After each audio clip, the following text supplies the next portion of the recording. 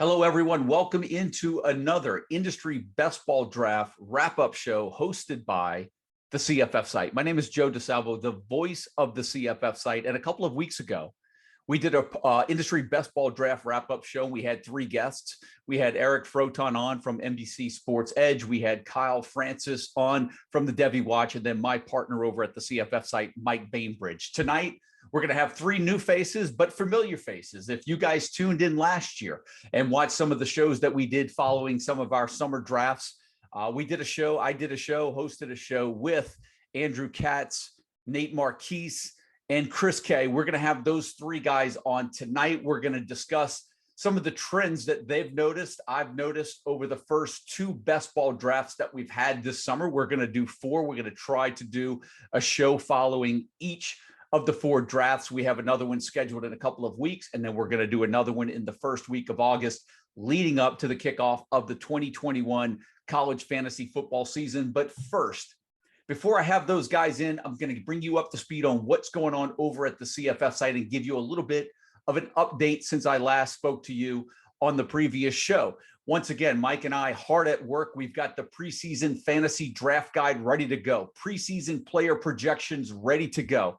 If you need any resource for your college fantasy football drafts, the CFF site's got it all for you. It's your one-stop shop for college fantasy football, in addition to the preseason fantasy draft guide and the preseason player projections. We've got a bunch more things going on over there. We've got the Discord server now with the CFF site. It's going to be the biggest college fantasy football community that you're going to find online. It's busy in there right now. We've got over 160 members already just 1 month after launching the Discord server. We've got everything in there from general college fantasy football news, general football news. You can discuss DFS. You can discuss gambling, your future bets, team pages. We've got it all. If you're looking for a college fantasy football fix, that Discord server is the place to be. And as we get closer to the season and in the season, you're going to want to be in there because we're going to give you a lot of late breaking news. The community is great at giving us all the information and tidbits that they find from around the country for all of those late breaking injury news, mentions that you might need. This is going to help you out immensely for your college fantasy football DFF season this year. Get in now. If you are an All-American, Heisman member, have any of the in-season membership and membership levels, you are going to get access to the Discord server, which you get exclusive access to not only myself, you get access to Mike as well. My exclusive email, it continues to be in there. If you want to shoot me some individual emails on the side, I've got that, as I always do every single year. And then Mike started working on a new series that we didn't even have 2 weeks ago. It's called the Names to Know series now, and he's doing one for every team. We're releasing them by conference. We've already done the Sun Belt and the Mountain West Conference, where he's going to kind of give you the names to know on every team, a sleeper, the dynasty watch, a freshman impact player, a potential bust player. Mike wanted to go ahead and write these up for all the teams. It's going to be in addition to everything that we've already created in our preseason content to give you guys a little bit extra, to give you a little bit extra edge in the summer. So if you're a Heisman member or an All-American member, you look for that in your portals. It's going to be available to you. We've already posted the first two conferences this year, and that's what's going on over at the CFF site. If you're already in, from the bottom of my heart, Mike as well, we definitely appreciate your support. It's what you guys are, what keeps us fueled and keeps the fire burning for us. We love turning some great material out for you guys. And I know that fantasy guide that's in its 8th season and the preseason player projections and everything that we're turning out for you is just going to get better and better and better. So we thank you for your support. And that's what's going on over at the CFF site right now. But let's get these three guys in here and let's get on with the show. Welcome in, guys. I just teed you up in the intro segment. Welcoming back three familiar faces from last year. Of course, I think our show probably set a precedent and everyone got jealous after last year's show and started jumping in and say, hey, let me get in on the next one. We've got Andrew Katz. Andrew, welcome in. What's going on, man? What you have going on right now? What's happening, Joe? Thanks Good. for having the three of us back again this year. I think that it was definitely a lot of fun doing the show last year. Hopefully tonight we can live up to the hype that we built for ourselves. I am currently a free agent when it comes to the content game. I probably hope to keep it that way. That being said, while I'm not trying to commit to anything in terms of writing or responsibility this year, when it comes to the podcasting, hopping in for a show here or there leading up to the start of the season, I'm totally down. So if anyone wants to talk CFF, let's do it. You can find me on Twitter, where I'm trying to be more active and making a conscious effort, trying to get out of my introvert shell. You can find me on Twitter at Andrew Katz. Usually, if I am tweeting, it is related to CFB. So, and you're starting another dynasty team of your own. You've got a little one coming in October, so congratulations, man. Number 2. Hey, thanks, buddy. Nate, what's going on, man? Yeah, I see you're on mute right now, but let's go ahead. Yeah, there you go. Get on in here, man. Let us know what you're doing, what you're working on, what you want to promote. Where can we find you right now? Yeah, thanks, Joe. Glad to be back again. You can find me at @CFFNate on Twitter. I've been doing a handful of podcasts here at the beginning of the season. Just some of the C2C websites have had me on, and love talking with them, sharing some info on the college side of things. So yeah, other than that, just doing a lot of the best ball stuff. Started a couple dynasty startups recently that have kind of kicked off and been keeping me busy with that. Other than that, just family stuff, man. Good stuff. Well, man, look, thanks for coming back. It's nice to have 3 of you guys on. We did the show last year and it was great. Chris, what's going on with you, man? Yeah, not much. I'm just kind of like these two guys. Maybe that's why it works out so perfectly. I used to write for Daily Roto, but have been just kind of playing DFS and just kind of poking everybody, like messing around with Mike and all the guys, seeing what everybody is talking about so I can be prepared for the season. My Twitter is realist Chris K, and not too active. You'll see me tweet like 5 times in a day and then be quiet for a week, and like Andrew, like I said, trying to get into it a little bit more, but just itching, mid-June, ready for it to be a season. One thing that we did, that we kind of talked about before we were, hit the record button, is that we're gonna keep it interesting, keep it in regards to college fantasy football, but we were also gonna have fun with this too. And in the last show that I did, you weren't on there, right? We had Kyle Francis in and claimed to be the king of Atlanta. Now, obviously, he had a lighting problem because he wanted to do everything outside. So, the lights aren't going to go down in Georgia tonight, from what I see in the room that you're at. But are you ready? Are you ready to kind of stake the flagpole in the ground and say that you're actually the king of Atlanta? Yeah, I think Andrew posed a great idea in our Slack of our group messaging of doing a little 1v1 this season. Be down to do something like that. But Kyle's a good guy. It was fun to mess around with him, and then inadvertently, I swear I did not do this on purpose, Kyle. A couple of the answers to your negative questions, Joe, happened to come from his team. So we'll see what happens. Well, look, let's get that started then, because the good thing is we've done a couple of drafts already. So we're going to try to do a series of 4. We've got a couple in. So, we've got some interesting trends. I've actually got the grids right here in front of me that we've already uploaded into the preseason fantasy draft guide, at least through the first 19 rounds. I think, to just set the table for a lot of people that may be kind of tuning in for the first time, it's a 2-quarterback league. We draft 26-man rosters, so it's pretty darn deep, but we do no in-season waiver acquisition. So it's sort of a draft set and forget. It's a good format for us to kind of participate in a lot of leagues, but yet minimize our roster management load during the season. I guess I'll just start off with that. Something we never even talked about before the show. But Andrew, your experience with best balls, you like them? Yes, no, indifferent?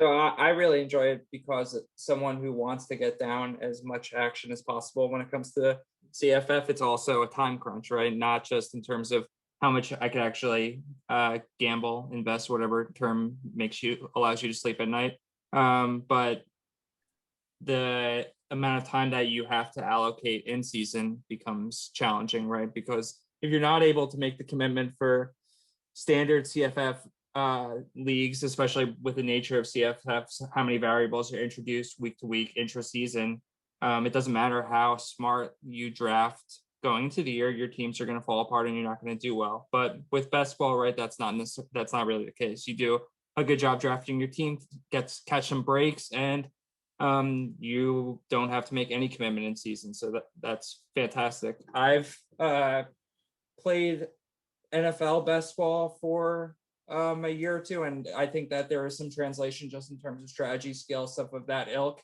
Obviously, a lot of the stuff that we love about CFF does not translate directly from NFL, but I think that there are some lessons, some takeaways away that you can grab from NFL best ball, apply to them to CFF best ball, which I'm attempting to do. We'll see how well it actually goes. This is the first real sample size of CFF best ball leagues that I'll actually have in place, given that ours kind of didn't really go through last year with the pandemic wrecking. Yeah, we didn't. Unfortunately, we didn't get to play any of those out. We drafted all of the leagues when the schedule was still a little bit in flux. Chris, what about yourself? Thoughts on best ball formats? It's like Andrew said, it's a fun format. You get to do this in the off season, have a good time with it, and you kind of forget about it. You can look throughout the year, but you don't have to worry about doing all the effort mid season. You know, some people can really strike gold in dynasty leagues because they have that time to commit or can pay attention to something on a whim. So yeah, I think this is a great format, especially for me as a DFS guy trying to work on that stuff throughout the week. I don't necessarily have to worry about, you know. And Nate, let's go around to you. Your thoughts, best ball.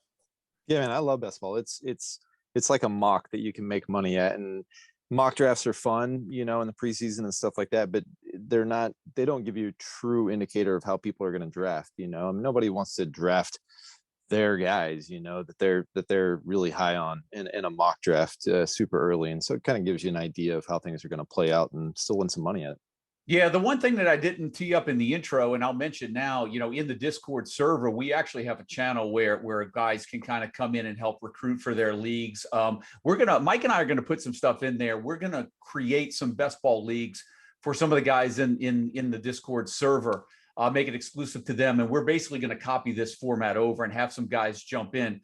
I really like the best ball format, and I think you guys would agree. I think it rewards a lot of guys that are really into college fantasy football that jump in early and do their research, particularly when you're having drafts at this time of the year.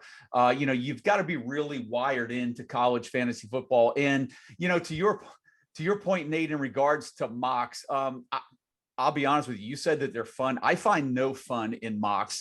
You know, Mike and I talk about this all the time. I hate mocks. I don't think you get anything out of mocks other than just entering a draft. And that's why for everyone that you know, that's watching this, we do put some skin in the game for these drafts. I think we would all probably agree that everyone tends to draft a little bit more. They're a little bit more on their toes, a little bit more aware, and they're willing to go after their players when we do have a little bit skin in the game. So I know there's a lot out there. I know there are mocks, man. I just look, I don't really say it too much. I don't hate too much, but man, I'm not a big fan of mocks at all. So let me get that on the record right there, man. But let's jump into the drafts, right? Because you know, last year, I remember, I think all three of you guys, or at least two of you guys, like got really great picks through the first couple of drafts. The one thing, Nate, I'm going to start off with you because I think this was a real interesting. The first draft that we did, you had the third pick, and then you had the third pick in the second one as well. You took the first running back in the first draft, Bijan, and then you took Breece Hall as the first running back off the board with the third pick in the second draft. So what were your thoughts going with? Do you have mixed feelings on those guys? Did you just want a piece of one of them? Why did you go with two different players as the first running back off the board in two different drafts? The latter, what you said. I honestly just wasn't sure if I'd ever be drafting in the first half and had a shot at Bijan. And I was like, what the hell? This may be my only time to get a share of him. I wasn't drafting very high in some of my dynasties. So I was just like, you know what, screw it. I'm going to take Bijan here. I get a share of him. Honestly, I've looked a little bit deeper into Breece Hall's numbers, and I was a little concerned maybe last year was his absolute ceiling, and there's no way that he could match that or even surpass it. And I've kind of come around a little bit on that and think maybe there is still some opportunity for him to even go a little bit higher. So Yeah, it was really just a case of me just wanting a piece of having a share of Bijan. Yep. Well, Bijan's a real touchy subject amongst this group, right? You've got some people that are high on him. You've had some people that have kind of a little lukewarm on him. Let's get that one. Kyle's too Where are you? low. Where are you with Bijan right now? Obviously, you drafted him early. You wanted to share, maybe, but where are you? What are you feelings on him? For me, he's a top 3 running back. I mean, this is alluding to some of what was talked about in the last draft, and Kyle saying that you can wait. I don't know. He was talking like 3-4 rounds, something like that, something crazy. Obviously, Bijan's not going to make it nearly that far. He's a lot lower on Bijan. To me, he's also too high on Tank Bigsby. But it was just simply I just kind of wanted to share. To me, bottom line, he's still I kind of have him, Muhammad Ibrahim, Breece Hall, kind of in that in that same group together. Well, we could continue the conversation with you, Andrew, because you actually took Bijan in the second draft. You took the second running back off the board in that 5th spot. So you have any thoughts on Bijan? Obviously you like him. So you want to kind of take a stab at this subject while there's a lot of sensitive ears?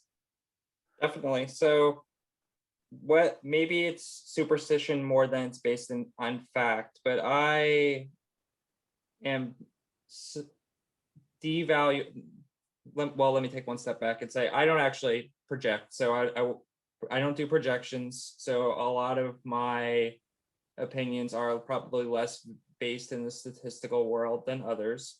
That being said, I am somewhat spooked by trying to draft and base decisions purely based on returning production that we've seen historically, especially with upperclassmen, given some of what we've seen in the way of opt-outs of upperclassmen just failing to return on their production that they have done, that they've already showcased in previous years. So I am more likely to break ties based on in favor of the player that is ascending versus that which has already produced. Gotcha. Now, Chris, with you went wide receiver. I think you drafted maybe out of the 7 or 8 spot in one, and then 11 out of 12 in the second one. You went wide receiver early. I like that strategy. I'm someone that I think had I gotten a top 3 pick, I probably would have targeted David Bell if he was available. I really like getting stud wide receivers early if available, but you did go wide receivers with both of your picks in both drafts. You were drafted on the tail end of the first round there. Is that sort of your strategy there? Your thoughts, based on where you were at while you went wide receiver? Going into this one, the first best ball I did a kind of a mix and just kind of went throughout and just built kind of a more well-rounded team to start per se. This one, I really wanted to go quarterback, but shockingly 6 quarterbacks went before me. Couldn't justify doing like a Brendan Armstrong and I love Grayson McCall, but like I wouldn't do that. So I decided with Butte being the first, the second receiver, first receiver on some people's boards, just to go him. Yeah. And then Shaker was there. So I decided to do that. And then I said, at the end of the day, look, maybe I can just stack receivers. And what I ended up was taking 4 of them in a row, which people made fun of me for. But I didn't touch receiver again until a complicated pick in like the 13th, 14th round. So I just felt maybe I could just solidify a position that we're going to have 3 of plus 2 flex and take it from there and see what would happen. Well, what's interesting, because now that you mentioned how you took 4 receivers with your first 4 picks in the second draft, the one thing that I noticed about your draft is you didn't take a quarterback until round 8 of the second draft. And when you look at the first draft, you took DTR in round 4, but then you didn't take another quarterback again until round 8. Interesting enough, coincidentally, Jake Hayner was your quarterback you took in round 8 in both of those drafts. So you didn't have a tendency to kind of go early for a quarterback. Was it just that you thought the value was already off the board, or did you feel the way the draft was playing out, you were looking at other positions? What were your thoughts about sitting on quarterback and what you're noticing with some of the drafts that you've been in, particularly these 2? After both drafts, I definitely feel like I wish I could have gone quarterback first or second round, but it just with the way be picking 11th and then second in the second round just didn't make any sense. I wanted to try to wait the first time for sure. Second time, I just kind of was forced into it. And Andrew mentioned essentially, best ball drafts in the NFL different than college. I think the one thing you're going to do, like with me taking Hayner, I should have stacked him. I should have. He's a throwing value. He's an asset there, so I should have taken a guy like Cropper to stack with him. When you take like a DTR, you don't need to do that because you're not getting like a 5 touchdown passing game all to Kyle Phillips or whatever, right? So like, it makes sense to stack. But yeah, I think in hindsight, I wish I would have been able to go quarterback early. But ultimately was kind of forced into going upside at receiver very early.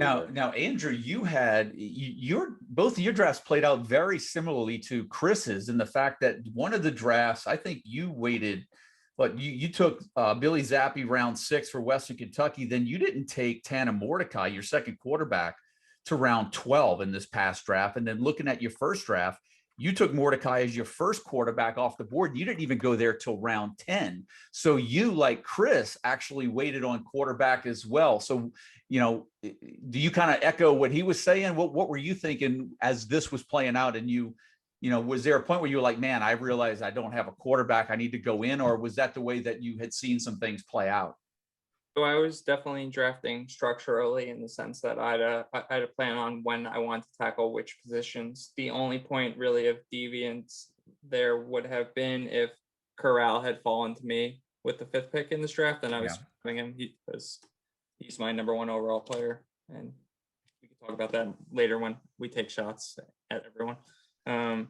But outside of that, I feel, for better or worse, very confident in the group of quarterbacks that I was targeting at different areas in the draft, in the sense that if I could get 6 of these guys, I think that I can that I'll be able to have 2 of them put up 30 plus points every given week. Yeah. So. Yeah. Now, Nate, with you were the one that kind of went a little bit different from draft 1 to draft 2. You were in the 3rd spot, as I mentioned, in both drafts. The first draft, you took Cordero in round 7 as your first quarterback. You sat quarterback and then went 11, 12, 13 back to back and got your quarterback 2, 3, and 4. In the draft that we just did, again, you kind of changed up your philosophy a little bit. You took Desmond Ridder in round 2 and then Dylan Gabriel in round 4 before you hopped on KJ Jefferson in round 11. So for you didn't get the quarterbacks in the first one, but then hopped on the quarterback train early in the second one. Did the first draft kind of dictate anything on how you were playing out for the second one, or the way that you've kind of seen some of the drafts you participate in go in affect your strategy 3 weeks after we did the first draft? Yeah, I would say my strategy's changed a little bit from draft 1 to draft 2. Draft 1 was me kind of swinging for the fences on a lot of guys, waiting on quarterback, and then taking some quarterbacks that were in a little bit of a quarterback competition, and hoping that if I hit on a couple of them, that I would be, I would obviously have gotten way more value out of them than had I taken quarterback early. The second draft was more kind of probably my standard way of how I work my way through a draft, and try to have at least a couple of quarterbacks in the first 4 to 5 rounds. I do think, and we've seen this in both our drafts, there does seem to be a little bit of a drop after those first couple rounds. There looks to be, not very many quarterbacks taken for a handful for that, like that rounds 3 through 5 or 3 through 6. It really, really slows down on the quarterback. So it's almost like, if you're going to wait, just go ahead and wait a little bit further, kind of like what Andrew and Chris have done in a couple of their drafts. Yeah, while we're on the topic of quarterbacks, I'll go ahead and throw in there, because I'm sure there's some people out there looking at the grid, and I went out and got Emory Jones early in both of my drafts, right? And I think this is where we kind of talk, and the philosophy of best ball comes into play, right? I mean, you're looking at a potential starting quarterback, and Mike and I were talking about this. We're kind of seeing Emory Jones and are wondering if we're viewing him in the light of Mac Jones of last year for Alabama, where we weren't 100% sure, but we probably should have been 100% sure that the baton was going to be passed and he was going to have a solid year. And so we felt we both missed the boat on that last year. With Emory Jones, I feel that under Mullen, you're going to get, if Jones sticks, you're going to get possibly a top 10, top 12 fantasy quarterback.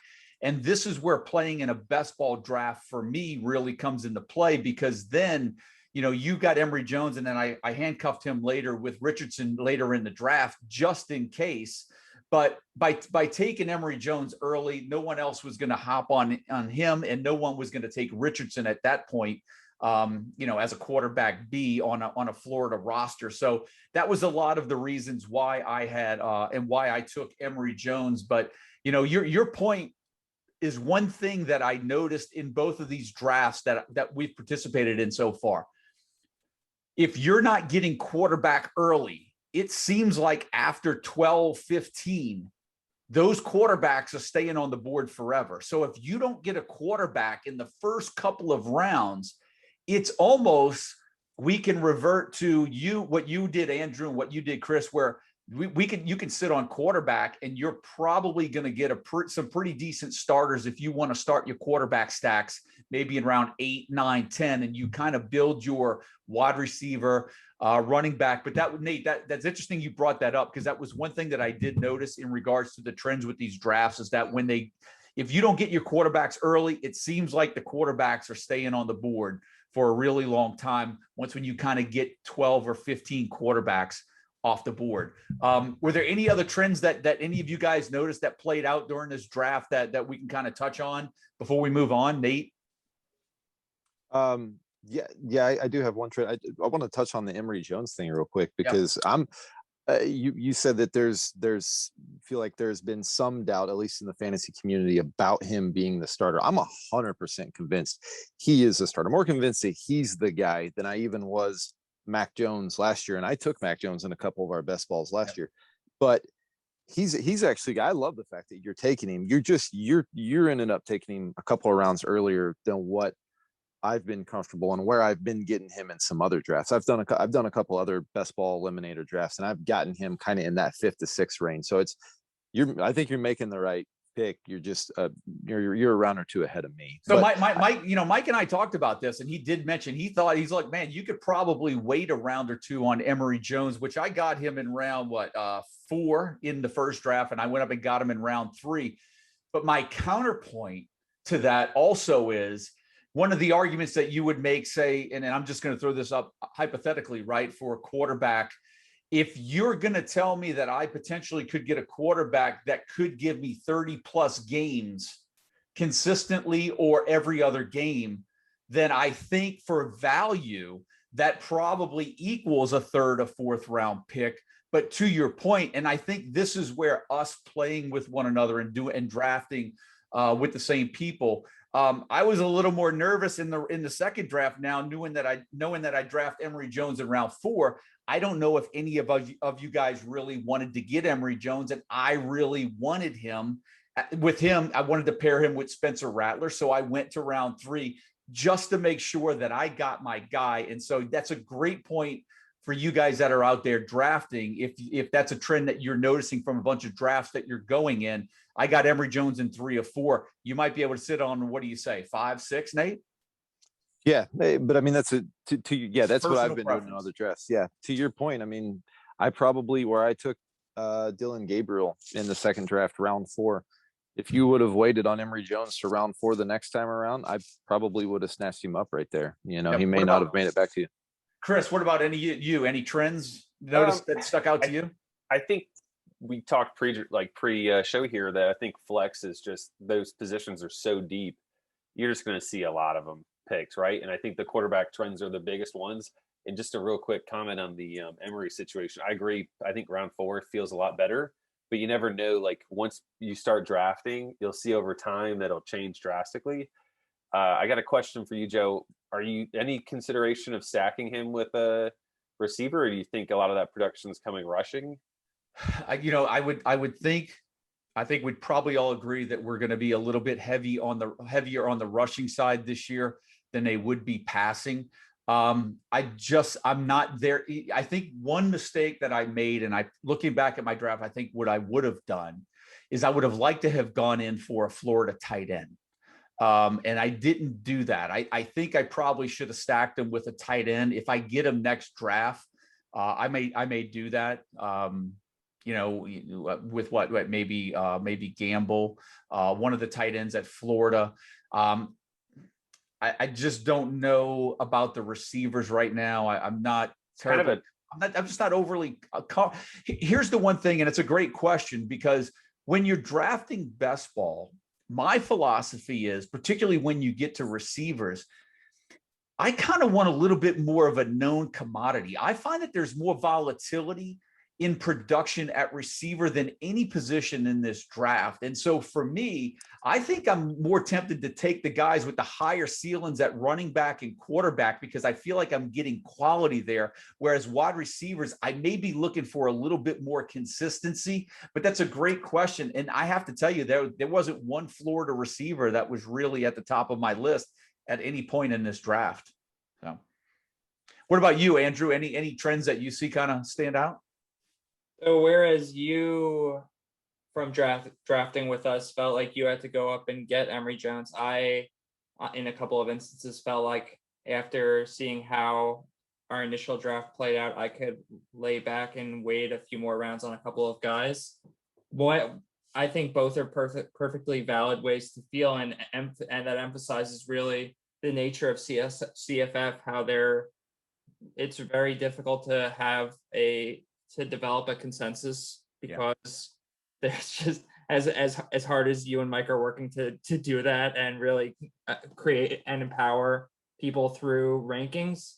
There's so much volatility, so many variables, so little that's actually known in the game, that when it comes to drafting, one of my core principles is more or less just like, I want to draft in a way that will allow me to sleep at night, and what will not allow me to sleep at night usually is if I get sniped by waiting too long on a guy, because I was falling into a trap of just allowing myself to look at what has happened historically and get too relaxed to that extent when it comes to players that I want. But that's a good point, because there's one thing that you and I find had a lot more in common than both Nate and Chris, and that is you and I ended up with a handful of the same guys in both drafts. When I look at your roster, Jarrett Stearns, Western Kentucky wide receiver, Tana Mordecai, Raheem Jarrett, Raheem Jarrett, Deion Hankins. I know Jahmyr Gibbs as well. I think those are 5 guys in the 19 rounds that you have in both drafts. I took several guys in both drafts as well. So it seems like you, to your point, when you really like somebody, you're going to go up and get him, because that's what's going to allow you to sleep at night, knowing you didn't get sniped from any of the guys that you really liked. It's that, plus also the other way I try and think of it is there's like, we'll look back at this draft in October, and half of the picks in the first 5 rounds will bust for one reason or another. So if I have a strong feeling about a player at any point in draft, that's probably and I feel like at all that does anything to mitigate my bust rate of my picks, then I want to make sure I get that guy. I don't want to just draft a guy based on his returning production or because of a system. I want to draft a guy based on the things that I value and the higher likelihood that I feel that player is actually going to be productive. Now, I think we're going to kind of get into the fun round of the questions, and I'm going to start this one off, and I'll start with you, Andrew, because when we're talking about players that you took in both drafts, one of the topics that we had kind of discussed about mentioning was some of the players that may be going in the first couple of rounds, first 5 rounds, that maybe you feel are going off the board a little too soon, where you have them valued. And I'm bringing you up first because you have Jahmyr Gibbs in both drafts. And I have to tell you, I even made a mention of this. I think Jahmyr Gibbs is an NFL running back. I love him. He reminds me of a guy like Alvin Kamara down here, a guy in New Orleans that I watch every Sunday. But I'm a little concerned about fantasy production of him going as early as the 2nd round, which you took, I think, in both drafts. You went Gibbs 2nd round in both. Is that your point of you really liking him and wanted to make sure that you get him? I kind of wanted to talk about Gibbs because I saw him go in the second round of both drafts that we've done. Yeah, so I do definitely really like him, and I think it does align with my strategy. I also think that it's totally fair that there's a lot of expectant production that I'm placing in him, right? We've seen the talent, we haven't necessarily seen him given that role. You can make an argument that there's really 4 people in that backfield that he's fighting with for touches, including his quarterback. I mean, I would not be surprised if how we see things play out, though, is something akin to what we saw with Ritter and Dokes last year, where it's just kind of a 2-man game back there with him and Jeff Sims. Maybe that's more on the optimal end of the spectrum, but I mean, if he can get 20 touches, and given how leaky their receiving core projects to be, I mean, I would expect them to lean heavily on Sims, Gibbs, and hopefully just some sprinkle of I think his name Deontay Smith, and I think Mason's back as well too. But yeah. No, I mean, I'm with you. I mean, I'd love to see him get a lot of touches. I'm just, sometimes, worry about their ability to get in the end zone consistently, but I love the guy. I could watch his highlight film all day. But for you, any guys that you notice that are going off the board early that you kind of have some kind of seeds of doubt planted in your head about, oh man, I don't know if I'd go up and get the guy that early? So one of the main ones I would say is Ulysses Bentley, going in the first 5 rounds, I think, in both of our drafts. His production in terms of just how he was producing per touch seemed like it just took an absolute nosedive when he was actually handled the feature role at SMU when TJ McDaniel went down.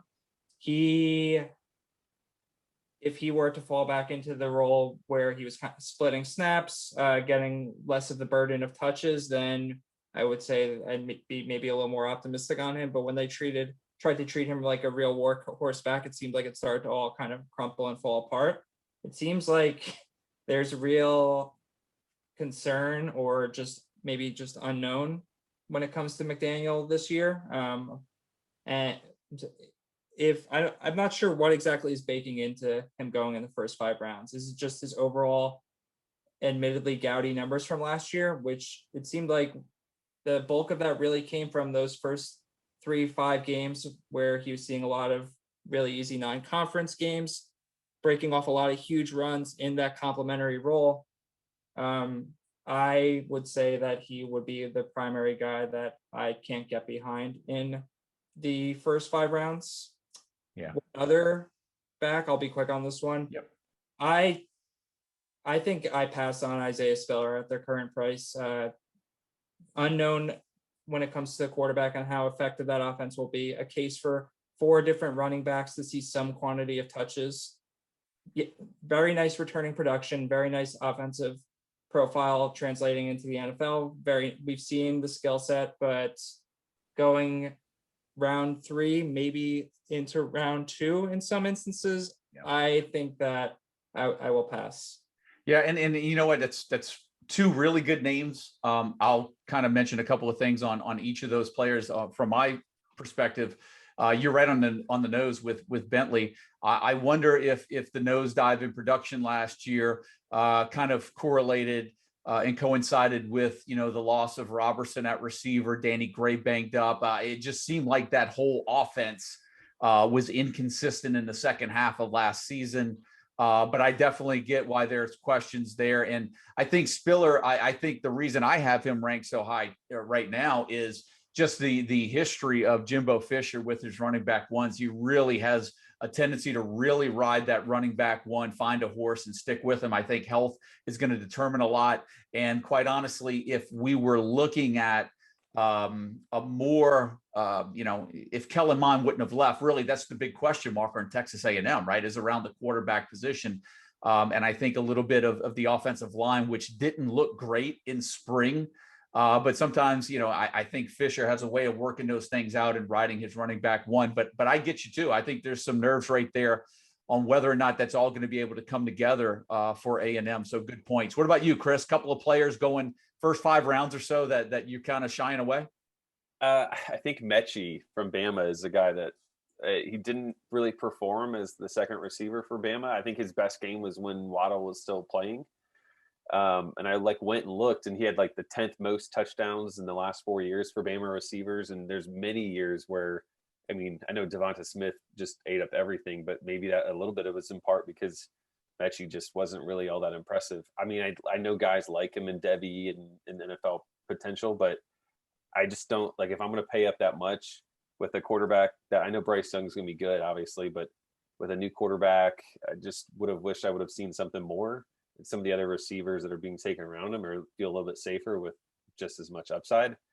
And like I said, not to pick on Kyle, but I mean, I know he loves Washington State receivers and that offensive style, but he picked 2 of them in a row, and thank God he took Jaden Delora because it makes sense at that rate. But I mean, I would have liked someone like Wally or I've waited on another going running back instead of taking 2 in a row.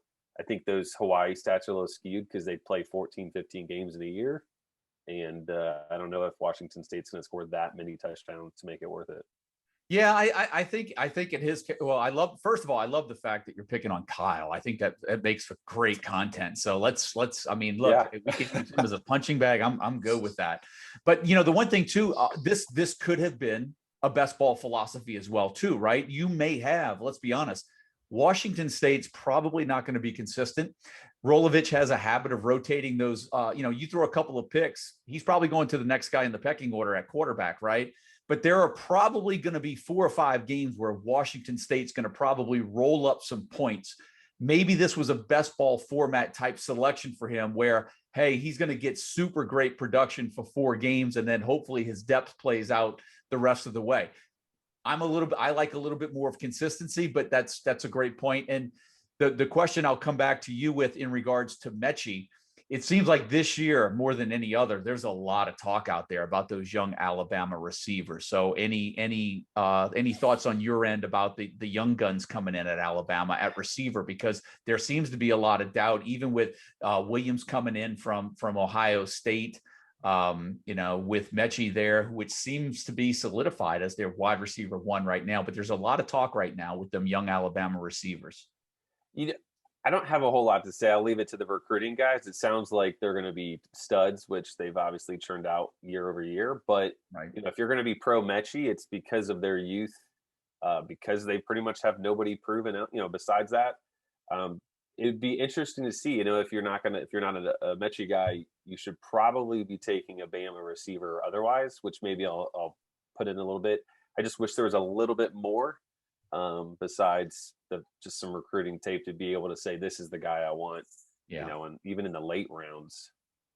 And then what about you, Nate? What about for you on your end? Names that you're seeing where you're kind of shying away, they're just going off the board a little too early for your liking.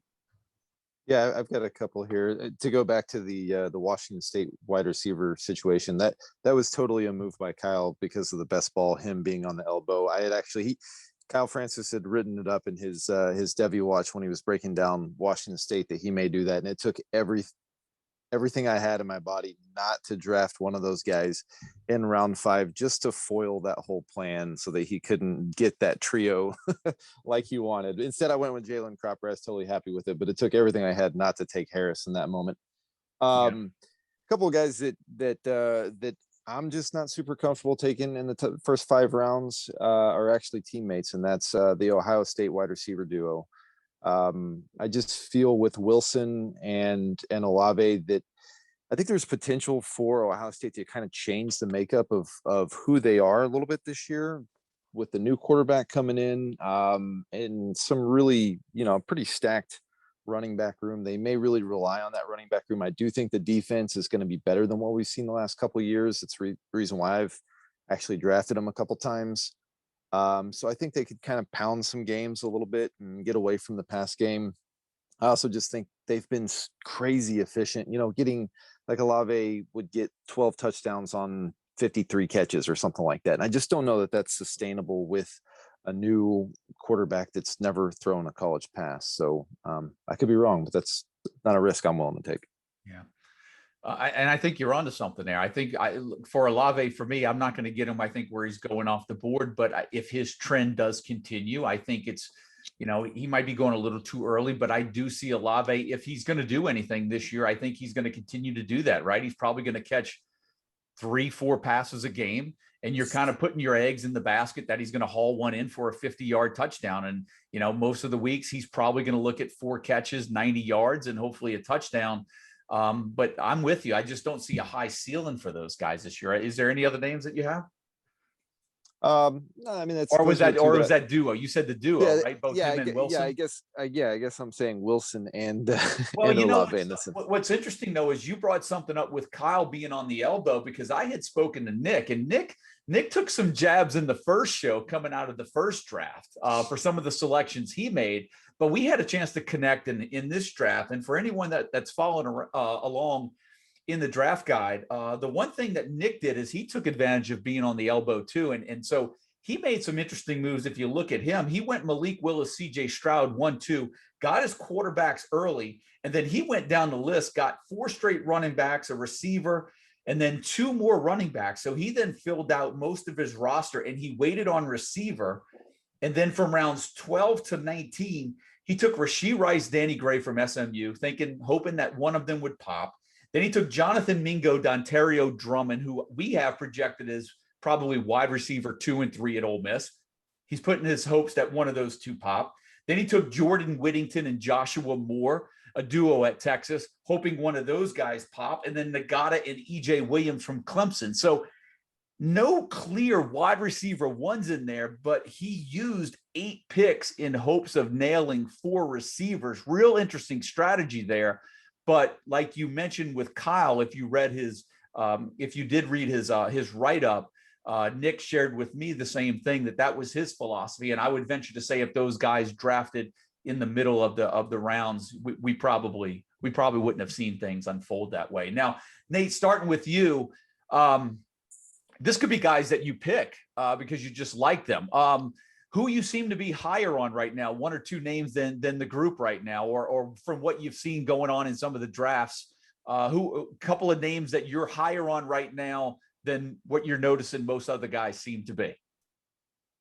Yeah, I'm higher on Corey Rucker the most. This draft, our latest best ball was actually Justin Heisey actually drafted him in the 4th round, so maybe he's higher on him than I am. But this was actually the first draft that I haven't come away with Corey Rucker over at Arkansas State. I just think his ceiling is enormous. They've got the same. Even though they're losing their coach to Utah State, I mean, they got the same OC coming back, the same quarterback coming back, and they lose a bunch of receivers that Rucker is going to then fill in some of that production.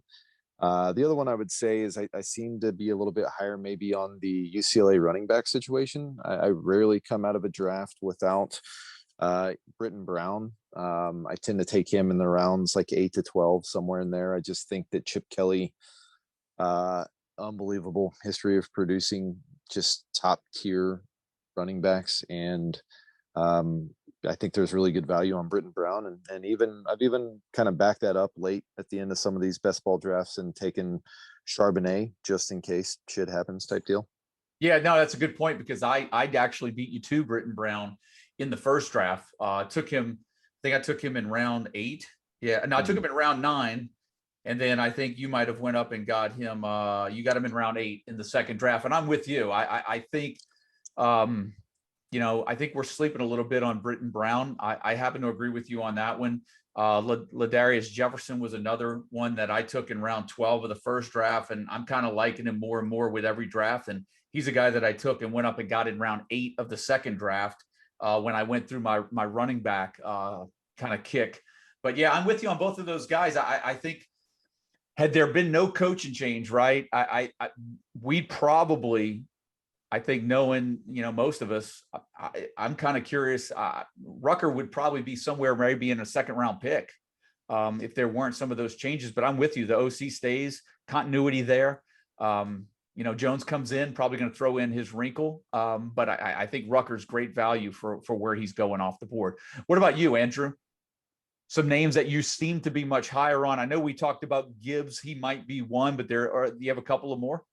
I'm glad you brought up coaching changes, because, of course, one of the things that we always want to speculate on, what we always want to chase when it comes to CFF. By the way, can we go on the record and just say that you were not a fan of the Arkansas State receivers last year? right? I was hoping you forgot that. No, we don't forget that. I questioned Jonathan Adams. It was like Jonathan Adams, you questioned, and yes, you did. I wasn't going memory, to let Joe. that one slide. Good memory. I love it. burn that tape. Anyway. Oh, we hold the receipts over here. But anyway, a couple of names from you. Yeah, so I had a whole talk track I was going to give, but I am apparently the only person that really believes and wants to invest actively in the Western Kentucky offense coming into this year. That's accurate. Since I seem to get them at will, all the receivers, not so much Zappy. I need to go up and get him a little bit in this draft, and this was the first time actually getting him, whereas I waited a little too long in all the other drafts I've been doing again. But all the receivers I've been able to get them whatever I've wanted, and it is I don't really understand it. Like, the way I think about this is we're chasing the next great. We're always chasing the next great CFF system.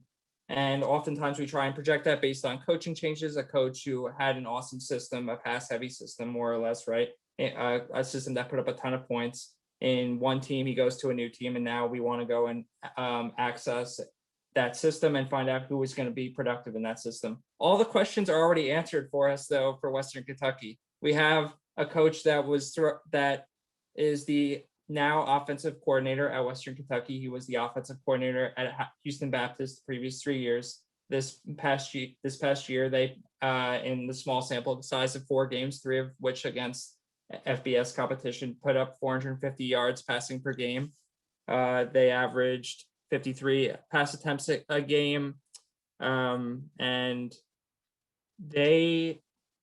we do not even have to factor in my opinion, anything in the way of a transition year like we would, for instance, with Mike Leach going to the SEC, because that OC, moving from HBU to WKU, brought over not only his quarterback, but his top 3 receivers to Western Kentucky.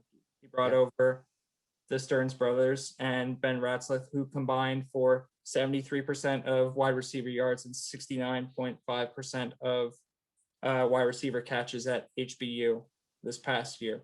Project that out, turn 4 games into 12, and you're looking at an average of 99 catches and 1,340 yards from each of them. Obviously, there's a ton of noise in there. We're talking about 4 games, right? We're talking about absolute shootouts. Who knows what the climate's going to be like when you don't have the Houston Baptist defense giving up 60, 70 points a game, whatever they were giving up. But I think that we can remove a lot of the projection and the unknowns when it comes to this team, given how much that they really just took the team, the core components of it, and lifted it out from location A to location B. And I feel like that's a lot of constants moving from one team to another, and takes away the possibility of the transition that we saw Leach making from the Pac-12 to the SEC, especially when we see you're going from the FCS to CUSA, but I don't even know if it's an argument that the Conference USA is the stone worst FBS conference at this point. Like, the Sun Belt, in my opinion, is head and shoulders above them, and like, I think that this is going to be a dream climate outside of a few challenging. So it's interesting you bring this up, because I remember when Mike and I were kind of doing a lot of things, getting started with the guy back in, March, April. He had already done some mock drafts. And one of the things that I had asked him was, I know that everyone likes the new shiny penny. And I was like, man, I just can't, like, I'm probably never going to get the Western Kentucky guys, because they're going to go off the board way before I even value them, because guys just like the new system. But to your point, in our draft, they really haven't gone off the board super early. And if you really do like the systems, it's funny, we're doing it with one player and one team and not the other, because you could make the case that Khalil Shakir over at Boise State, that's going in the first round of some drafts, has the chance to really be super productive in the system coming over with the new OC that's coming over there. But we're not giving the same treatment to Western Kentucky players. And to your point, I still think the MAC is the worst conference in the FBS, but CUSA is not that far ahead of them if they are. So, it's real interesting, because those guys really aren't jumping early off the board in our drafts.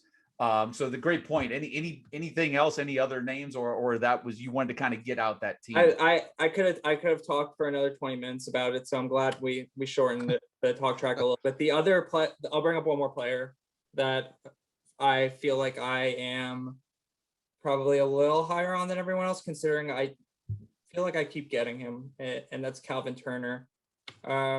I think that there's a very high likelihood that the offense revolves around him this year. He can do everything, right? We know he was a former option quarterback. And I think that as the season went on in 2020, it became more and more apparent that this was not going to be a pass-heavy Hawaii offense. They were going to rely on their backfield, largely Cordero, right? And Turner, yes, Day Hunter as well. But I think that this came to a head really in the bowl game where Turner was catching passes, Turner was running the ball, and Turner was returning touchdown. I think they're going to get him involved any way they can. And I think, yes, every now and then maybe he'll have a game where he has between 6 and 10 carries for 30 yards and maybe just catches a couple balls. But with best ball, I think he's likely to pop for some 34, 40, 50 point games as well. Wow, that's a good call right there. 40, 50 point games from Turner. I'm in the boat of being a little nervous with him. I mean, I ranked him accordingly, I think, but I'm a little nervous as well. I worried about whether or not that offense is going to find a couple of more options this year. We'll see. But that's a great call. Chris, what about yourself? A couple of names that you seem to be a lot higher on than the group right now. I want to add one thing in defense of Andrew here too, regarding schedule and Houston Baptist. And we don't have a quota to say Houston Baptist or Western Kentucky Day, but they played North Texas, Texas Tech, and Louisiana Tech last year. So like they essentially played Conference USA, right? Like, so schedule is, competition shouldn't necessarily matter for them. But speaking of North Texas, I would say probably the one guy I think that I'm probably a little bit higher on, I would have probably taken him in both drafts, is Shorter from North Texas. I think, he had some hype coming into the year, got hurt, and then, just never came back for whatever reason. Probably just injury just took too long to recover. But I think he has like a shot at being like a top 10 to 12 guy. And I think he was drafted as the 24th or 25th receiver. If I hadn't have gone 4 straight receivers, I probably would have taken him in the 6th, like I did in the first draft. I just think the upside is just crazy high with weak competition, maybe a better quarterback play, things like that. And then I think a lot of drafting is knowing your team and how it's set up. I was really heavy receiver to start. What receivers am I going to pick in the end of the draft that are going to be, maybe mid to end of draft are really going to beat out at least 3 of those. So what I wanted to do is really go heavy on running backs right after. And I think one guy that could be really a nice fit for my team here, but just in general, would be Ainias Smith from A&M, just because he's a running back. So it worked well with my strategy, but he's essentially a receiver, right? So he has a pretty solid floor for the running back position for me. And I think also too, Andrew mentioned it, that he's probably going to take some carries from Spiller. He probably is going to get some checkdowns and maybe some plays designed to him with a new quarterback. So I'm curious to see how that offense is against the SEC West, just with the brand new guy. But I do like Smith a good bit, and Spiller too. But I think a decent enough people around Spiller. You brought up a couple of interesting names. Mike and I actually think Smith is going to actually end up being the go-to target in that offense. I really do. I like the way he was getting looks in the spring. I like the way they utilize him. I think you're on point there with that one. Mike and I have gone back and forth with the North Texas receivers. He actually put Shorter on his sleeper list and he put him on his bust list. So you can see where, look, it doesn't get any more, high risk, high reward than that. And I'll just throw this out too, because you remember Shorter came on a couple of years ago. I think he caught maybe 8, 9 touchdowns in that season, and he just wasn't really on the field much last year. Our rosters are so deep. When you get to the 25th, 26th pick in these drafts, we're really just taking flyers on some guys. And I've taken Tommy Bush to transfer from Georgia. That's going over to North Texas just in case, because if Shorter doesn't work out, I couldn't even tell you right now who's going to be the next best receiver over there at North Texas. And I took a flyer on Bush in, I think, the last round in both drafts, just in case that offense. We know the balls are going to be flying around in Seth Luttrell's offense, right? And there's a lot of questions on who's going to be the quarterback. Is it going to be Ani, or is it going to be Reuter coming in the transfer from North Carolina? But to your point, if there's one leader in the clubhouse that we think is going to be the wide receiver one right now, who has the highest ceiling right now, it does seem to be Shorter. So I think you're probably right on the money with that. So great point. Any other name before we move on? Are you good? No, I'm going to save my embarrassment for sleepers. So All right. Well, let's start save there then. Okay. Let's start with you then. We'll go with the sleepers. Let's go ahead. Let's go. We'll do this a little bit more in a little bit more of a quick fashion. Sure. Give me two sleepers at quarterback first for you. For the formats, Kenny Pickett, I think, has enough upside. He rushes enough, and he's got a decent enough floor. There's no reason not to take him at the end of drafts, especially if you're worried about injuries or guys not making, beating the other guy out. And this is the embarrassing one. Bo Nix. Is he a good quarterback? Not at all. He's pretty awful, but the usage is there, and he's like a Kenny Pickett light for me. He's going to run it enough. If things click a little bit better. I mean, he did basically nothing in the passing game last year, and he still averaged like 20 fantasy points a game. So you'd be shocked at how high some of his games were last year. So two guys at the very end of drafts I would love to take. I like the Pickett pick. I like the fact that, it's Whipple's offense. I happen to think that Whipple was retained probably because Pickett did come back for another season. And I think Addison's going to be better receiver this year than he was last year. So I like both of those names. What about you, Andrew? A couple of quarterback sleepers for you. I don't want to make Nate feel too good about himself, but I think he took Anthony Brown with his last pick. And I like that pick a lot because of what it represents. It could definitely bust, but I would love to. You would love for him to bust because he's Nate's pick. I could see him playing out very nicely in an Oregon offense if he can really take hold of that role and secure 12 starts in that offense. I think that we know he's mobile. It seemed like when he was given a chance down the stretch last year that he was able to move the offense better than anyone else who was playing quarterback on that team was. I think that there is a lot of potential there if he actually grabs the starting job. There's also a lot of competition, and they've shown that they'll rotate quarterbacks. So maybe there's more of a chance of a bust there, or just a player that you end up dropping than you would like for a sleeper. But I think that there's a decent amount of upside there as well. My second sleeper, I'm between two guys, but I will go with. Is it Levi Williams like last year? Always. No, it did come out that Levi hurt his shoulder very early on in the season. So I'll talk about the reason why he didn't break out. And not just that he's very bad at throwing the football. But I'll go with Bailey Hockman for my second sleeper quarterback. We've already seen that he can have a fantasy friendly game when he took over for Leary at NC State last year. He's really willing to put his body in harm's way for the sake of fantasy production. He'll run the ball in a little bit. He was highly rated coming out as a recruit. He could throw the ball around, and now he's going to Conference USA, our favorite conference, right? And it's definitely somewhat of an unknown when it comes to the system. Unfortunately, what is his name? Their offensive coordinator, the one from Cal, retired. But I'm hopeful that the new offensive coordinator, I don't know why I'm saying I'm hopeful. He's apparently come over from Kansas.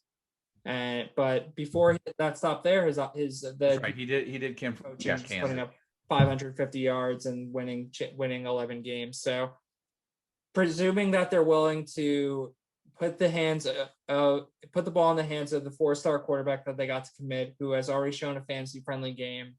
I mean, I think we could see some nice production out of Hockman. Yeah, that's Brent Dearman, the offensive coordinator at Kansas last year. It's interesting. Mike and I talked about this, and I'm probably jumping the gun a little bit. But I did notice that there's a little bit more. He has a higher tendency to run the ball a little bit more than what Middle Tennessee State has done traditionally. And I actually think a nice sleeper, and I'm jumping the gun on running backs a little bit, might be like an Amir Rasul from Middle Tennessee, because I don't know how much running ability Hockman actually has. Rasul and Petaway were two transfers that came over that sat out and opted out last year, but I'm actually eyeing Amir Rasul as sort of a running back sleeper. But that's I like those names. That's good stuff. What about you, Nate? Couple of names at quarterback? Yeah, one of mine, the first one isn't quite as deep of a cut as some of those, but I am really starting to warm up to KJ Jefferson at Arkansas, given the Bryles situation. He kind of fits the mold of what Bryles has been more successful with as far as dual threat type guys, like he did with King, like he did with Seth Russell and that type of thing, and some of the Baylor guys. Hell, he made even Felipe Franks fairly fantasy relevant last year. So that's going to count for something. So I like that one. I was going to mention Anthony Brown, but since Andrew was kind enough to tell me how awesome of a pick that was to finish our draft this time, I'll go with somebody else. It seems crazy, but he's actually going in the last like 4 to 5 rounds of our draft is Brock Purdy. And based off what we saw last year, it feels like his ceiling is really limited. And obviously Breece Hall's running like a madman and everything like that. But as you know, 2 years ago in 2019, he had multiple, like 4 or 5 games where he was scoring over 40 points. Like sometimes he'll bust off a game where he's got 2 or 3 rushing touchdowns, and all of a sudden he's super relevant for a week. In this format, if he can get back to some of that, it just seems crazy that Brock Purdy was a guy that was going in the first 5 rounds last year, and he's going in the last 5 rounds this year. Probably a product of the system. One thing interesting too, and we haven't even gotten to receivers yet, but I noticed that Xavier Hutchinson was another one of those players that really hung around late in our draft, and someone got him, I want to say almost near round 20, or he didn't even get drafted at all. I'm not sure, but I think he went really late. So good point on that. And to kind of follow up on the KJ Jefferson name, that's one of the guys that if you want to sit on quarterbacks early, you're probably going to be able to scoop up in rounds 9, 10, and 11. That seems to be where he's going off in our draft. So to Nate's point, if you want to pass on some of your quarterbacks early, Jefferson's a guy you could probably target around the 9th, 10th, 11th round and get good value in that Bryles offense. Let's stay with you, Nate, and go a couple of running backs. One guy that I've convinced myself I'm not going to leave any more drafts without is Bowling Green's running back, Terrion Stewart. He was a true freshman last year. He was really, really productive in the shortened season that they had. They only played 3-4 games or whatever in the MAC, but he's pretty talented. He comes from it's a coaching tree that comes from Boston College. That just likes to ground and pound all the time. That is running that offense over there. So I think he's somebody that could be really effective. And then also kind of along those same lines is Chris Smith at Louisiana Lafayette, the Raging Cajuns. I mean, they're losing some massively productive running backs there, and he's going to fill in. I think they'll probably spread it around a little bit, but at the same time, he's going to be the first guy to start getting those carries, and he's going to have the best opportunity to have a breakout season. Yeah, it's a good name with Chris Smith because, this was something Mike and I talk about. Right now, we have Amani Bailey projected out of running back 2. I actually am leaning a little bit more with Kabadi, the Texas A&M transfer. But we know that in that system, potential 2 1,000-yard backs could be in that offense with double-digit touchdowns. So, but I think to your point, knowing that they're going to run the ball that much and knowing how much experience is coming back at UL, Chris Smith's probably going a lot lower than where he should, based on the system, based on what they have returning, and based on what that system has been able to produce in recent years. What about you, Andrew? A couple of names at running back? So I haven't mustered up the courage to draft Will Shipley in any of these best balls yet, just because there seems like there's so much unknown about the Clemson backfield. But I would say I would not be surprised if he starts to operate in a role that gets him, let's say, 5 to 10 carries and 5+ catches sooner than later. He exceedingly high for me in Dynasty. I am cool taking him in redraft and then just cutting bait if it doesn't look like it's going to happen this year. He was going into, or maybe I guess the better way is, I guess, coming out of the 2019 season. Like, I remember reading some articles about what he was shaping up like in high school, and people were talking about him as just this otherworldly talent. Like, CMC was the obvious comp, and I felt like the hype just really died off during the 2020 season. And I really felt like I had to chase down a lot of information if I wanted to get to it this spring. But the variability and the unknown with the Clemson backfield, I would think should probably play into his favor sooner than later. Yeah. The other name I will throw out is Deion Hankins on UTEP. I mean, I comp the way that I think about him similar to how I think about Kevin Mensah on UConn, which I mean, it's not exactly tried and true and tested at this point that it's a nice best ball fit, but I would like to think that it is, in the sense that, he's getting volume. When the team is competitive, he's going to get, and they're scoring points, a nice share of that should be through him. Yeah. And unlike UConn, who has, I think, are in the range of 4 likely usable games, or games that they should actually be playing competitively in this year, UTEP has, when I looked at it today, they have a week 0 game against New Mexico State, so we're not even gonna get that for best ball. They have 2 byes. They close with a tough game. Outside of that, they've got that dream CUSA schedule. I don't even think they play Marshall, and their non-conference outside of Boise is just, it's beautiful. So and I think they even used him in the Wildcat a lot last year too. So to your point, if they're going to find the end zone, there's a good chance he's going to be the running back of choice around the goal line. He has not seen any work at all in the passing game. So, I mean, but he's a young kid. Maybe start to work that in this year. And then if that's the case, then he becomes an absolute bargain, right? Good stuff. What about you, Chris? A couple of names at running back. Mensah was a guy I was thinking about just because of how great some of his games were a couple of years back, and I was kind of shocked to see he was there for me at the 18th round with my need for running back. That was near perfect for me. And then Bentavious Thompson for UCF is an interesting name. Coaching change. So if they were to go to the new coach, it'd be Gus, which is just literally abuse your RB1 forever and ever. And they've lose some guys at running back, so I'm curious to see where he stands in that pecking order. And he's looked pretty decent. I mean, he had a 100-yard game and a couple of touchdowns last season, so I think he'd be interesting. In worst case, they have a great quarterback, great receiver. They're probably going to go pretty fast. I'm curious to see what that UCF offense looks like, and I think he could be a pretty big part of it. One name for me that I mentioned that I don't think got drafted in the second draft, I may have taken him at the end of the first. But I noticed that Tyjae Spears, running back for Tulane, is really staying on the board super late. I don't think he even got drafted in the second best ball draft. That one's got me a little bit. I know you've got an OC coming in that likes to throw the ball a little bit more, but it's still Tulane. It's still going to be a run-heavy offense, and Spears is going to be their running back 1. I find you can scoop him up late in a lot of drafts as well. Any other names at running back while we're on there before we move to wide receiver, Chris? No, that's pretty much the extent of it for me here. Good stuff. Well, why don't you kick us off at receiver? A couple of names. I don't have a ton of names here in general, but I think Freifogel in the 7th round feels like a little late.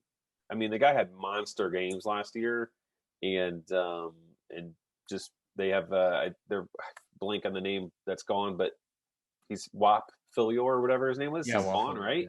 Yeah. Penix is back. The offense was rolling, and Indiana looked pretty good. And I mean, they force fed him even with that one quarterback, Jack, whatever. But receiver is an interesting spot for me. I just think there's so many ones towards like the top 20 to 30 that sleepers I feel like are hard to come by. I feel like everybody's pretty much on them all. Yeah, I think to your point, Freifogel to me feels a little bit like Nate feels with the Ohio State wide receiver duo. I felt that those yards per catch averages by those Indiana receivers last year was so high. I find that they're going to be really hard to duplicate that this year. But if they do, and he has 3, 4, possibly 5 big games because of the big catchability, that's perfect for this format, right? So that's a good point on that one. What about you, Andrew? Couple of receivers? Let me know if you think I'm gaslighting myself with both of these, because it could Yes. be okay. But I You don't you are. understand why Gunnar why there's, I guess no one's interested in Gunnar Romney whatsoever. That if we did a, I don't want to say mock because that word seems to be off limits at this point, but a mock draft in the middle of last year, Gunnar Romney would have been going in the first 5 rounds. Then he got hurt, fell off, right? Didn't produce in the second half. And now he walks into a situation where Dax Milne's gone. Obviously, Zach Wilson's gone, but his brother is likely to be the quarterback. Yes, they're bringing in some transfers at receiver, right? I think it's the Nakua brothers, but Yes. I expect him to be the number 1 receiver in BYU. The BYU OC's already indicated that they're not going back to that the offense the way it looked before it really took off last year. They want to stay in with the type of offense where they're just trying to score as many points as they can. So I would expect that at worst, Gunnar Romney should put up a bunch of very nice weeks, right? He is built to be a deep threat in that system, so it's not going to be consistent, but I think he's at minimum going to have some really nice weeks. And if he pays off, I mean, he was on pace to be a top 10, top 15 receiver last year. The second player that I want to highlight as a sleeper is Donovan Green on Wake Forest. It felt to me, and maybe this is just because I was rooting for him because I was always rostering him on DFS, but it felt like going into every week, it could have been him, it could have been Jaquarii Robertson that would break off a huge game. And as the game played out, it just always ended up being Robertson, even though they were both getting tons of targets. It felt like Green was always leaving a game with some injury and then coming back in, or just catching a touchdown that got called back, or catching a touchdown out of bounds. And the breaks just didn't go his way last year. But given how many plays that offense runs, how heavily targeted both these guys seem to be, I don't know why they couldn't be a lot more even in their scoring distribution this year. Yeah. It's interesting. You started with the BYU player with Romney. Interesting take that I have on Tyler Algier, who I think is going low too. Topic of conversation for Mike and I. We were like, we were on the fence with Algier. The one thing you have to realize is how good BYU was last year. Algier's yards per carry average, he might have been like second in the nation behind Rashad White for Arizona State last year. He just didn't have a ton of touches, but boy, he did some damage with what he had. So you worry about whether or not he can sustain that. But my counterpoint to that is, and my argument is, BYU's probably not going to be as lethal as they were on offense last year. They're going to be in a lot more close games. And I can see where Algier, even though his yards per carry may drop this year, he actually gets a heavier workload because he's not going to be exiting stage left, because they're not going to be routing teams 50-3 this year. So to your point, same thing could be said with Romney in the passing game as well. BYU is going to be in closer games this year. They're probably going to have to throw the ball a lot more in later situations than they did last year. The biggest question mark for BYU this year, though, and it's something that you kind of have to look at, is the schedule. But, real good points there with those receivers. What about you, Nate? Couple of receivers? Yeah. And by the way, I like the Donovan Green pick.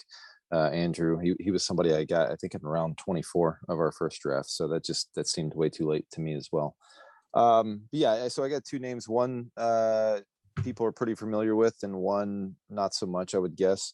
The first one is actually Joe Ngata at Clemson. Obviously, he's been super inconsistent, banged up, everything like that. I got him in around 21 of our first draft. Nick got him a little bit higher in round 18 of the second draft.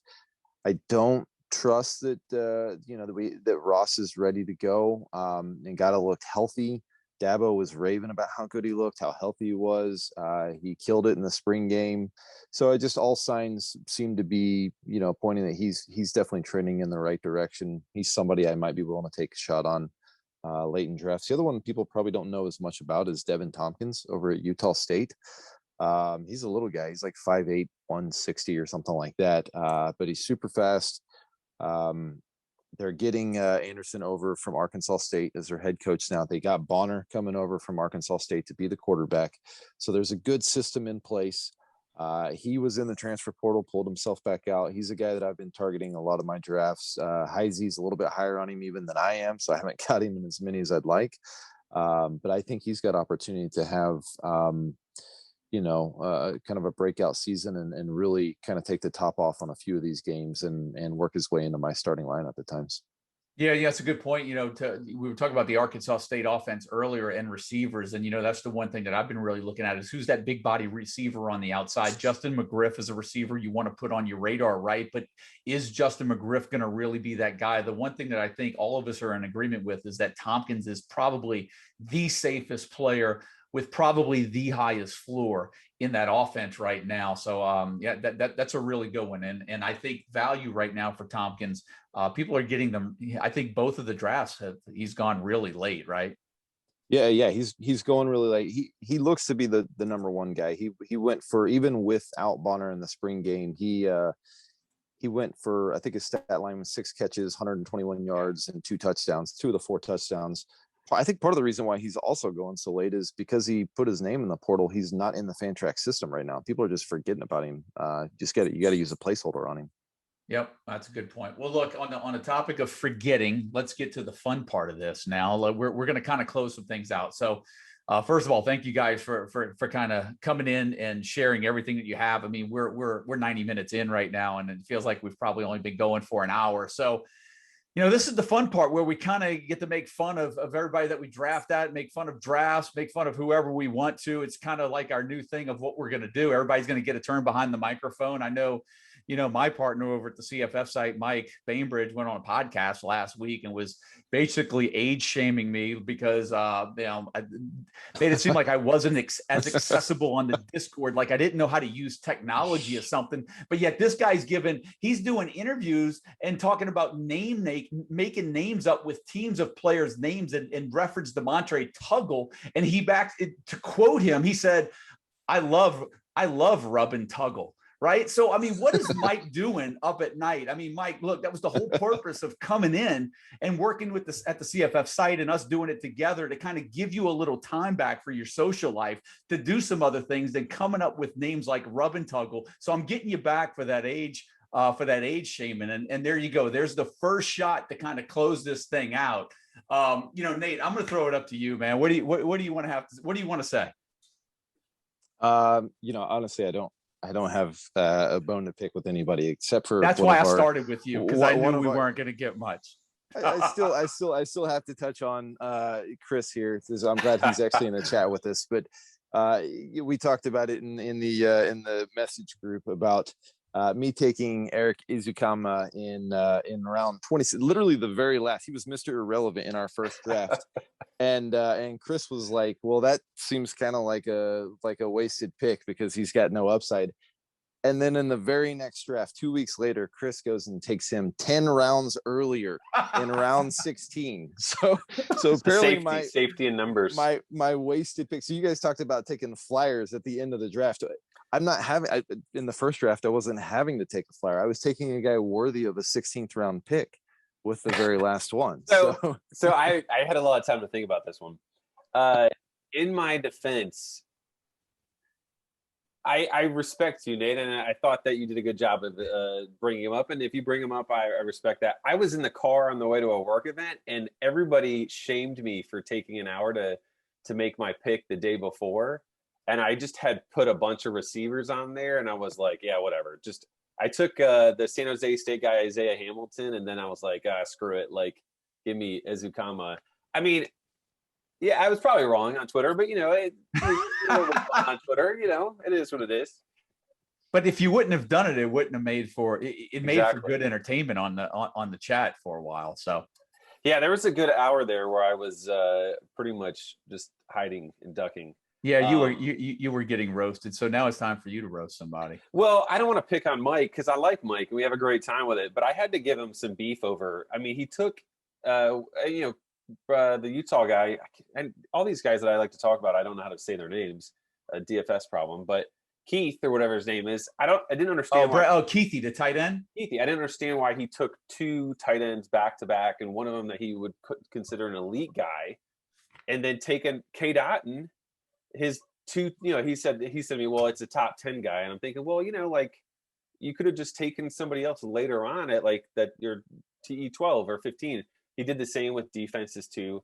My point here is more the fact that, like, if you're going to draft an elite tight end or elite defense at a high round, like, you probably shouldn't pick the backup bye week guy the round or 2 later, just because I think you're wasting. What's the difference between the defense that you take 2 rounds later and the one that 2 that you take in round 24 and 26? Seemed like a deep group of tight ends this year. Would you agree? Deeper than most years? Yeah, I think there's 15 to 20 legitimate guys that are pretty. I think there's a high tier of guys, maybe 6 that you're gonna be your studs, and then I think there's a little bit of a drop off. But from 7 to 10 all the way to 20, you could probably make a case for them being pretty dang good. Gotcha. Andrew, parting shots, man. I don't have anyone specific to call out, but Can you still take a shot at Kyle Francis? I would like to put everyone on notice who is taking Malik Willis #1 overall. You're lazy, you're asking to lose, and you even think that maybe the quarterback that is going to win the Heisman, Matt Corral, might be a better pick. You didn't look at the schedule. You didn't see that Willis is at Syracuse, that he's at UAB, that he has to go into Corral's house and he's going to get his ass handed to him. And then he's off week 1 of the playoffs and then gets Louisiana and Army to close it out. You didn't think to look. You sat on your high horse, let everyone tell you who your #1 overall pick should be, and now you're going to get what you deserve. You're going to get no money, and I'm going to win all the money when I get Corral everywhere I can and cash all my Heisman futures. You know what's funny is I did a write-up in the guide that made a case for Corral over Willis. When you look at the numbers, it makes a pretty compelling point. So to what you just said, maybe there's something to that. Go ahead. Go ahead, Nate. Let's also not forget, since we do still have the receipts from last year, and in our discussion last time, if I remember correctly, and I think I am correct here, Katz was Joe, end the show. Katz was 100, and I called him out for this in our last show. Katz was 100% John Reese Plumlee team last year. He was team JRP, and he is now gone full circle. He has gone full circle, and now we are Bayesian thinkers. Can we agree that the person that benefited the most from the leagues not playing out last year was probably Katz?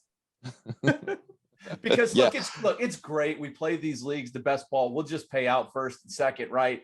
I think what's going to happen next year when we do these shows, what's more interesting is not who won it. It's going to be who was actually in the cellar at the end of the year. So your name has come up quite a bit with the Levi Williams and the passing on the Arkansas State receivers. Katz, you might have been the fortunate one that the season kind of played out the way it did last year, huh? Yeah, but I didn't get to see my Illinois picks play out to fruition when their non-conference schedule was canceled. So, to your credit, I'll give you one credit. You were on DTR last year, so it would have been great for you to get 2 good games out of them last year. So, but you're right. Hey, look, guys, thanks for coming in. Always fun. If we do it again before the season starts, I'd like to have you guys back at some point to kind of talk about some of the drafts before the season starts. We'll kind of circle back and see if some things have changed. But that's a whole lot of great information, a lot of listening for people to do. For those that are watching here, video, I'm going to download this, upload it into a podcast as well. We'll have it in a couple of different formats. But Andrew, Chris, Nate, thanks again for doing this, guys. And, hopefully we'll do this again in the near future, whether it's this year. And if not, we'll certainly get back next year. It's always fun having you guys on.